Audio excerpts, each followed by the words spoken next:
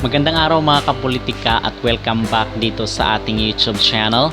Sa videong ito ay gawa natin ng part 3, yung napag-usapan natin tungkol dito sa pagkatalo ng Creamline Pulse Smasher laban dito sa Petrogas Angels. So ating pag-uusapan yung tanong na kung saan is dapat na nga bang sumampa or paglaruin itong sila Alyssa, si Gemma at si Toots Carlos, kasi doon sa ating mga naunang video ay napag-usapan natin bakit wala itong si Alyssa Valdez, kasi hinahanap nga siya sa mga comment section bakit until now is wala pa ring Alyssa Valdez na naglalaro dito sa Creamline Pulse Smasher. At the same time, napag-usapan rin natin doon sa ating previous video yung mga opportunities at yung mga reasons bakit natalo sa part ng laro natalo itong Creamline Pulse Smasher. So ang tanong natin sa videong ito mga kapolitika, kasi sa mga supporters ng Creamline, ito yung panawagan nila sa ngayon. Dapat na nga bang sumali or paglaruin itong sila Gemma, si Toots Carlos at si Alyssa Valdez? So ito yung ating sasagutin sa videong ito, pero bago ang lahat ay huwag kalimutang mag-like at mag-subscribe muna kayo dito sa ating YouTube channel para updated kayo dito sa ating mga latest issue. So sobrang intense po ng naging laro ng Creamline versus Petrogas Angels kahapon, na kung saan is nanalo po itong Petrogas Angels sa loob ng 5th set. At with the help of their main import na si Wilma Salas, ay nagkaroon pa nga ng alitan dahil doon sa call out ng Creamline dito kay Wilma Salas, which is hindi naman na napaboran ng referee. Okay, so ngayon is marami ang mga na-disappoint at hindi satisfied dito sa naging performance ng mga reserve players ng Creamline, kasi obviously yung mga naglalaro ngayon, sila yung mga reserve players pag andito yung mga key players ng Creamline na sila Gemma, sila Toots at si Alyssa. Okay, so yung mga naglalaro ngayon is yung usually yung mga nasa bench players.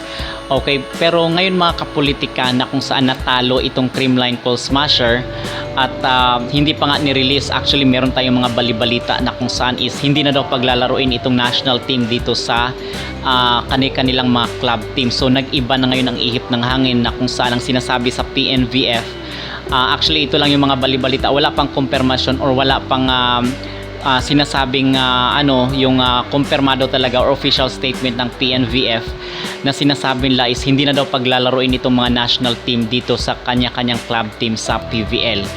Okay, again mga kapolitika, ito yung mga usap-usapan ngayon at nababasa natin sa social media. Okay, so gaano man ito katotoo ay dapat abangan na lang talaga natin, kasi sobrang sayang kung hindi naman paglalaroin itong si Gemma at si Toots dito sa kanyang club team, kasi sila nga yung inaasahan, most especially ngayon nasa crucial moment na rin itong Creamline Pulse Smasher. Actually nasa na sila, nasa top 4. Yung last ko na na update dito, nakikita ko doon sa social media, nasa pang-4 na sila. So ibig sabihin yan, kung ma-maintain nila yung nasa pang-4 nila na pwesto at yung Cheritigo nasa pang-5, ay hindi malabo na sila yung mag-aagawan dito sa Final 4, which is kayang-kaya namang talunin ng Creamline itong Cheritigo kung hindi sila pinaghandaan, kasi doon sa naunang laro nila ay nanalo itong Creamline Pulse Smasher sa loob ng 4 sets. Okay, but ngayon mga kapolitika, ipagpalagay na lang natin na nirelease na itong sila Gemma at si Toots dito sa national team or dito sa ating Team Alas. Kinakailangan na nga bang maglaro sila dito sa Creamline Pulse Smasher? So sa tingin ko naman is medyo okay pa naman yung ranking ngayon ng Creamline. Okay, kasi sa mga susunod na laro nila is makakasagupa nila itong kailang sister team na Chocomocho Flying Titans. But sa sinasabi na nga natin is wag rin silang magpakampante, kasi dito is talagang very crucial na nga, wala na ditong pabor-pabor na kung saan is sasabihin ng management magpatalo kayo or magpanalo kayo. So wala nang ganun, kasi dito is parang saving your team na lang ang mangyayari.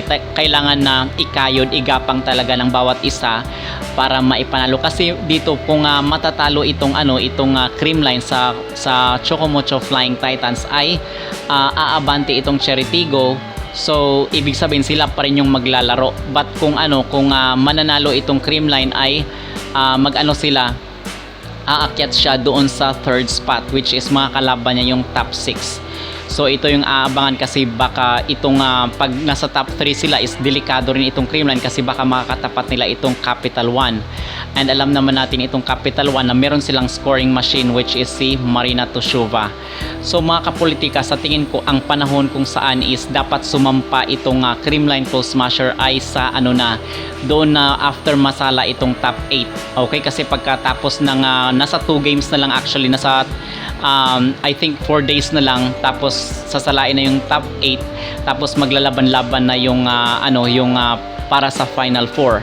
So dapat doon ang pinaka-crucial na kung saan ito ang dapat paghandaan ng Creamline Close Smasher, na doon na maglaro itong mga key players ng Creamline, kasi ngayon nagwa-warm up pa rin yung ibang mga teams, and alam natin na yung mga trainings nila hindi rin basta-basta, kasi dito paunahan sobrang dami po nang nag-aagawan ngayon sa Final 4, most especially itong mga teams na kung saan malalakas yung kanilang import, especially itong Akari, itong Capital One, although mahina yung yung kanilang local players, but meron kasi silang mga scoring machines. So ang wino-workout ng mga teams na ito ay yung kanilang depensa, kasi sa opensa andyan na yung kanilang mga imports, si Tushova, itong si Okaro, at the same time itong sa PLDT andito si Samuelenko. So it's a game of their imports. So dapat dito is patibayan na lang ang i-workout ng mga local players ay yung depensa nila, at bahala ng kumayod yung kanilang import para sa kanilang scoring machine. So ganito po ang maging sistema dito sa Final 4. Okay, kasi sa Final 8 sa sinasabi natin is malinaw na sino yung mga teams na kung saan is makakasali dito sa Final 8. So sa Final 8, ang sure na dito is itong Akari, itong Signal, itong PLDT, itong Cheritigo, itong Creamline, itong Capital One, itong Chocomocho, at itong Petrogas. So sure na po yan sila, liban na lang sa sinasabi natin kung maipapanalo ng Farm Fresh yung kanilang susunod na dalawang laro, but I think it's impossible, liban na lang kung talagang ikakayod nila, okay, at magkaroon ng twist. So yun po ang magiging kaganapan dyan, but ngayon so far yun ang top 8 na pinaka-latest as we speak. Okay, so mga kapolitika, dapat sa ngayon ang gagawin ng Creamline para makapaghanda sila sa mga susunod na laro ay dapat puspusan yung mga trainings nila. Kinakailangan na magkakaroon sila ng mga reserve players na possible na maging game changer. So sino ba yung mga possible na game changer? Itong si Gemma Galanza, kasi subok na yan kahit nga doon sa Team Alas. So ito yung kumbaga huling bala na naman dito ng Creamline, itong si Gemma Galanza, just in case itong mga frontline na mga players ng Creamline is mabantayan ng kalaban. Kasi ngayon yan, itong sila Pons, itong sila Gumabaw, at itong import ng Creamline, binabasa na yan ng kalaban yung kanilang laro. Okay, so kumbaga itong mga binababad nila ng mga players is kung mabantayan yan doon sa susunod na round, ay dapat meron silang reserve players na kung saan is hindi nababasa or hindi nabantayan ng kalaban na naglaro dito sa PVL. Okay, kung kaya nga sinasuggest ko na sana doon na lang sa sa Final 4 maglalaro after nitong round is di ba maglalaban na yung 1-8, dapat doon na maglalaro yung mga key players ng Creamline, itong si Gemma, si Eliza, at si Tots Carlos. But then again mga kapolitika, at the end of the day is yung coach pa rin ang masusunod. Ito ay atin lamang mga suggestion at ating personal na opinion kung ano nga ba ang gagawin ng Creamline as part of their strategy. Okay, so kayo mga kapolitika, ano ba sa tingin nyo? Dapat na nga bang paglaruin ni Coach Sherwin Meneses itong si Gemma, si Tots, at si Eliza Valdez? Mag-comment down below, at huwag kalimutang mag-like at mag-subscribe na rin kayo dito sa ating YouTube channel para updated kayo dito sa ating mga latest issue.